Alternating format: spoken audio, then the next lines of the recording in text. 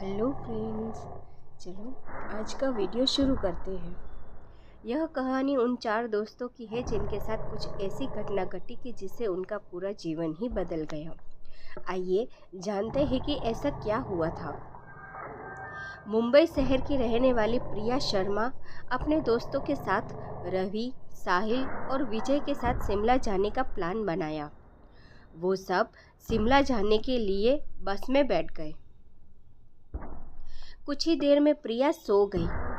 अचानक प्रिया की नींद खुल गई तो उसने देखा कि बस में कोई नहीं था। बस का ड्राइवर भी नहीं था। बस अपने आप ही चल रही थी। उसके सारे दोस्तों भी बस में नहीं थे। यह सब देखकर डर के मारे प्रिया जोर जोर से चिल्लाने लगी। अचानक उसे लगा कि कोई उसके पीछे खड़ा है। जब उसने पीछे मुड़कर देखा तो वहाँ एक स्त्री बैठी हुई थी। उस स्त्री का चेहरा जला हुआ था। ऐसा लग रहा था कि किसने उसके चेहरे पर एसिड फेंका हो। ऐसा भयानक चेहरा देखकर प्रिया ने चिल्लाना शुरू कर दिया, बचाओ बचाओ बचाओ। और अचानक प्रिया की नींद उड़ गई। वो एकदम डरी हुई और पसीने से पूरी भीग गई थी। पास में बैठे विजय ने पानी की बोतल दी और बोला, शायद तुम्हें कोई सपना देखा होगा।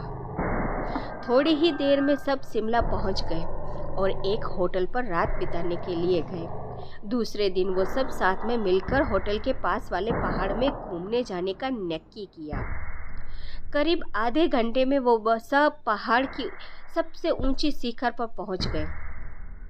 वहीं से नीचे देखने पर घने लीलेछम पेड़ पौधे काफी सुंदर दिख रहे थे।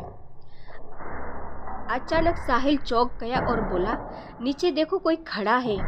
लगता है कोई स्त्री है। विजय और रवि भी देखने लगे लेकिन उन्हें कोई दिखाई नहीं दिया और बोले, तू पागल हो गया है क्या? इस घने जंगल में कोई स्त्री कैसे आ सकती है? तुम्हें शायद कोई भ्रम हुआ होगा। उसके बाद वह सब खुली जगह पर चले गए। रात होने वाली थी इसलिए वह सब ने पहाड़ पर ही रुकने का निर्णय किया। इसीलिए उन सब ने वहां पर ही तंबू लगाया और खाने पीने के लिए सामान बाहर निकाला। प्रिया की बैग तंबू के बाहर थी लेकिन वह लेने के लिए बाहर गई तो वहां पर उसे किसी की आवाज़ सुनाई दी। प्रिया उस आवाज़ की ओर अपनी नज़र घुमाती है तो उन्हें सामने से कोई 3 आदमी आते हुए दिख रहे थे। उनके हाथ में धारदार हथियार देखकर प्रिया डर जाती है और दौड़ के तंबू के अंदर आ जाती है। उसने अपने दोस्तों से भी यह बात की लेकिन कोई उसकी बातों पर विश्वास नहीं कर रहा है। प्रिया चिल्लाकर बोली, आप सब पागल हो गए हो क्या? कोई भी मेरी बातों पर भरोसा नहीं कर रहा है।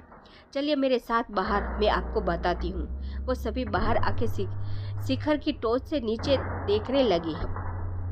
उतने में ही उन सभी को लगता है कि कई 3 लोग की उनकी ओर बढ़ रहे हैं और ये सब देखकर वो सभी डर जाते हैं और तुरंत ही अपना सामान समेटने लगते और बड़े से पत्थर के पीछे जाके छुप जाते हैं। थोड़ी देर में वो सब ऊपर आ जाते हैं। प्रिया देख रही है कि उनके हाथ, पैर और सिर आम आदमी जैसे बिल्कुल नहीं थे। वो सब एक जगह पर बैठ जाते हैं और कुछ तांत्रिक विद्या शुरू करते हैं। उनमें से एक आदमी अपने हाथों की उंगली को काट देता है लेकिन अंधेरे की वजह से उन्हें कुछ भी ठीक से दिखाई नहीं देता।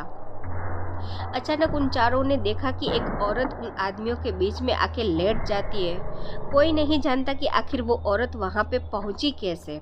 प्रिया ने कहा, मुझे कुछ समझ नहीं आ रहा है, आखिर यह सब हो क्या रहा है? मुझे बहुत ही डर लग रहा है। एक के बाद एक वो तीनों उस औरतों को सूंघने लगे। वहीं पे अचानक उस औरत ने अपनी उंगली उठाई और हमारी तरफ इशारा करने लगी। हम सब डर गए। वो तीनों उस औरत को छोड़कर हमारी ओर बढ़ने लगे।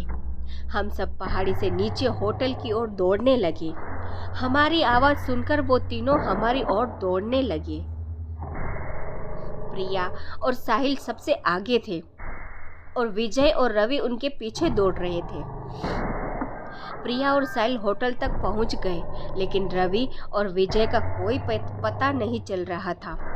हमने होटल वालों से उनके बारे में सब कुछ बताया तो उन लोगों ने कहा कि उस पहाड़ पे कोई नहीं जाता है, वो पहाड़ श्रापित है।